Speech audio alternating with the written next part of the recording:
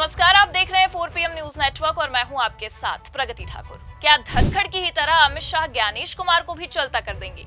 ये सवाल इसलिए क्योंकि जहां एक तरफ ज्ञानेश कुमार हड़बड़ा रहे हैं, वहीं दूसरी तरफ चुनाव आयोग ने मोदी के मंत्री से हलफनामा मांग लिया है।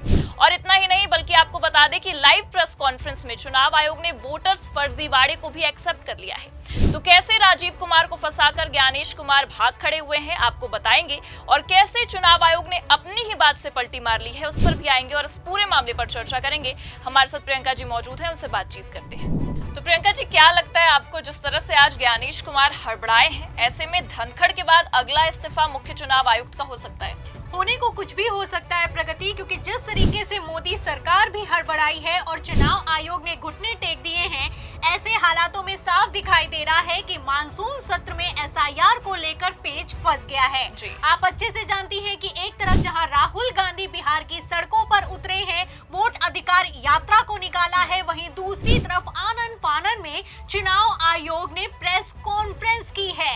ये पहली प्रेस कॉन्फ्रेंस हुई है ज्ञानेश कुमार के कार्यकाल की और पहली बार ज्ञानेश कुमार वोटर लिस्ट की धांधली पर बोले हैं। और बोले हैं तो ऐसा बोले हैं कि मोदी सरकार को ही फंसा कर रख दिया है। आपको बता दें प्रगति, ज्ञानेश कुमार राजीव कुमार की तरह पक्के खिलाड़ी तो है नहीं। ऐसे हालातों में बेचारे हड़बड़ा रहे हैं और हड़बड़ाते हुए वो सारी गलती करते चले जा रहे हैं जो कि पहले धनखड़ ने की थी। आपको बता दें प्रगति, सुप्रीम कोर्ट के एक्शन के बाद चुनाव आयोग ने बयान दिया है और इस बयान में कह दिया है कि सही समय पर मुद्दा उठाते तो समाधान हो जाता। अब यहाँ पर समय की अगर बात उठी है तो बता दूं आपको कि राजीव कुमार का जिक्र किया जा रहा है और साफ दिखाई दे रहा है कि किस तरीके से ज्ञानेश कुमार ने पल्ला झाड़ लिया है। आप अच्छे से जानती हैं कि राहुल गांधी की तरफ से जितने भी चुनावी धांधली के आरोप लगाए गए हैं, वो ज्यादातर राजीव कुमार के कार्यकाल के हैं। ऐसे हालातों में ज्ञानेश कुमार का कहना कि सही समय पर मुद्दा उठाते तो समाधान हो जाता, अपने आप में कई सवाल खड़े करता है। आपको बता दें कि एक तरफ चुनाव आयोग हड़बड़ा रहा है, वहीं दूसरी तरफ राहुल गांधी से हलफनामा मांगा जा रहा है। खबर ये निकलकर सामने आ रही है कि प्रेस कॉन्फ्रेंस में ज्ञानेश कुमार ने कह दिया है कि राहुल गांधी ने जो सबूत दिखाए हैं, उन सबूतों को लेकर अगर 7 दिनों में हलफनामा नहीं दिया तो 7 दिनों के बाद राहुल गांधी को पूरे देश से माफी मांगनी होगी। एक तरफ ज्ञानेश कुमार ने राहुल गांधी से हलफनामा मांगा है, वहीं दूसरी तरफ मोदी के मंत्री बुरी तरीके से फंस गए हैं। तो मोदी के मंत्री अनुराग ठाकुर पर क्या एक्शन हो सकता है, आपको मैं आगे बताऊंगी। लेकिन पहले राहुल गांधी ने बिहार की रैली में कैसे चुनाव आयोग की भरे मंच से धज्जियां उड़ा दी हैं, छोटा सा बयान है, उसको भी सुना देते हैं, फिर चर्चा को आगे बढ़ाते हैं। बीजेपी के लोग प्रेस कॉन्फ्रेंस करते हैं, उनसे कोई एफिडेविट नहीं मांगा, मुझसे एफिडेविट मांगा। कहते हैं कि आप एफिडेविट दो कि आपने जो हमें कहा, आपने जो डेटा रखा है वो सही है। उन्हीं का डेटा है, उन्हीं के आंकड़े हैं, मुझसे एफिडेविट मांग रहे हैं। तो सुना आपने प्रगति, एक तरफ जहां चुनाव आयोग लगातार हलफनामा मांग रहा है, वहीं दूसरी तरफ उसी प्रेस कॉन्फ्रेंस के बीच भरे मंच से नेता प्रतिपक्ष राहुल गांधी ने कह दिया है कि हलफनामा तो नहीं देंगे, जो करना है कर लो, हमसे तो तुम हलफनामा मांगते हो और मोदी के मंत्री अनुराग ठाकुर से हलफनामा क्यों नहीं मानते। आपको बता दें प्रगति, जो 300 किलो का डेटा प्रोवाइड किया गया था चुनाव आयोग की तरफ से राहुल गांधी को, उसका एनालिसिस करने में राहुल गांधी की टीम को 6 महीने से ज्यादा का समय लग गया। उसके बाद सबूत पेश किए हैं, लेकिन अनुराग ठाकुर ने मात्र 6 दिनों में बता दिया कि रायबरेली में फर्जी मतदाता है, वायनाड में फर्जी मतदाता है, हर उस जगह पर फर्जी मतदाता है जहां पर कांग्रेस की जीत हुई है।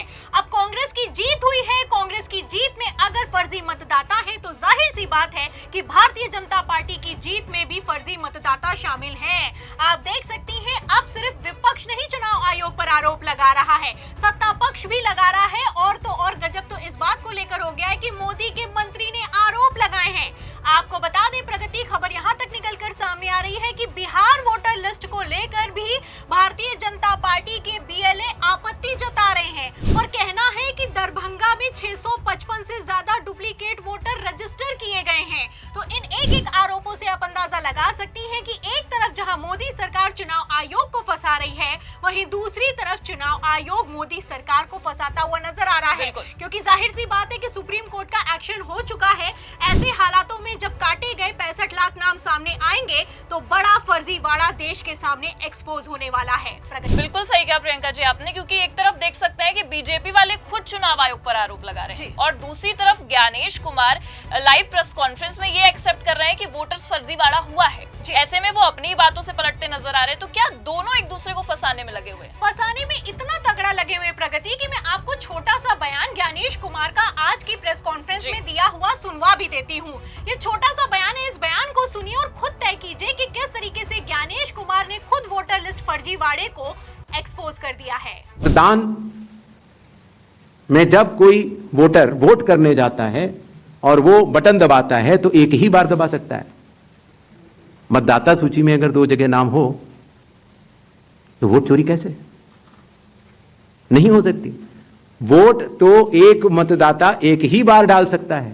तो आपने सुना प्रगति कि किस तरीके से ज्ञानेश कुमार ने खुद गलती को मान लिया है और कहा है कि वोटर लिस्ट में 2 जगह फर्जी वोटर्स का होने का मतलब ये नहीं है कि 2 जगह मतदान हो रहा है, क्योंकि ईवीएम में वोट तो एक ही बार पड़ता है।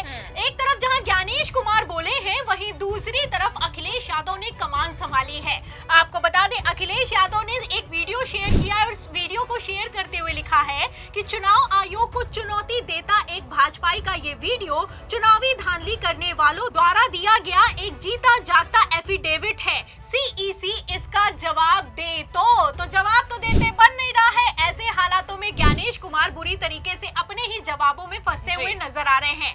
आपको बता दें प्रगति, वैसे भी ज्ञानेश कुमार पलटी मारने में माहिर हैं। पहले आप जानती हैं कि ईपीआईसी नंबर जो कि वोटर आईडी पर पड़ा होता है, उसको लेकर कह दिया था कि 2 ईपीआईसी नंबर होने का मतलब ये नहीं है कि फर्जी मतदान हो रहा है, और अब कहना है कि एक ही वोटर का नाम 2 जगह होने का मतलब ये नहीं है कि फर्जी मतदान हो रहा है। फिलहाल अगर वोटर का नाम 2 जगह है तो जाहिर सी बात है कि फर्जी मतदान हो रहा है। इसे राहुल गांधी ने साबित कर दिया है, पहली बात। और दूसरा, ईपीआईसी नंबर ये तो एक यूनिक नंबर होता है, ये एक आदमी को प्रोवाइड होता है और आधार कार्ड की तरह एक ही आदमी को दिया जाता है, ये कैसे डुप्लीकेट हो सकता है?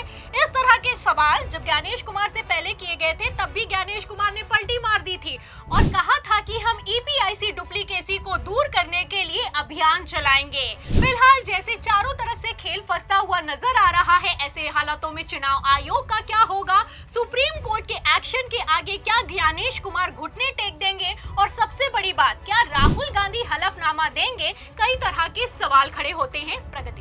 बिल्कुल सही कहा प्रियंका जी, लेकिन जो आज की प्रेस कॉन्फ्रेंस है उसमें ये साफ समझ में आ रहा है कि ज्ञानेश कुमार प्रेस कॉन्फ्रेंस देकर खुद ही फंस गए और ये भी समझ में आ रहा है कि अब बीजेपी भी चुनाव आयोग पर आरोप लगा रही है और ज्ञानेश कुमार भी अपने बयान से पलटी मार रहे हैं, तो दोनों एक दूसरे को फंसा रहे हैं। फिलहाल अब ये देखना होगा कि राहुल गांधी क्या एक्शन लेते हैं और हलफनामा देते हैं या नहीं, या फिर और मामला आगे बढ़ता है। आपने भी इस मामले पर पूरी जानकारी दी, आपका बहुत बहुत शुक्रिया हमारे साथ जुड़ने के लिए। तो अब ज्ञानेश कुमार और मोदी सरकार आमने सामने आ गई है। ऐसे में राहुल गांधी ने भी कमान संभाल ली है, लेकिन अब ये देखना होगा कि सुप्रीम कोर्ट के एक्शन के बाद क्या ज्ञानेश कुमार को जेल होगी या कि फिर इस प्रेस कॉन्फ्रेंस के बाद अमित शाह खुद ज्ञानेश कुमार का इस्तीफा ले लेंगे। आपको क्या लगता है इस मामले पर? अपनी राय कमेंट करके जरूर बताएं। ये बातचीत कैसी लगी, लाइक और शेयर जरूर करें और अगर चैनल पर नए हैं तो सब्सक्राइब और ज्वाइन करना ना भूलें।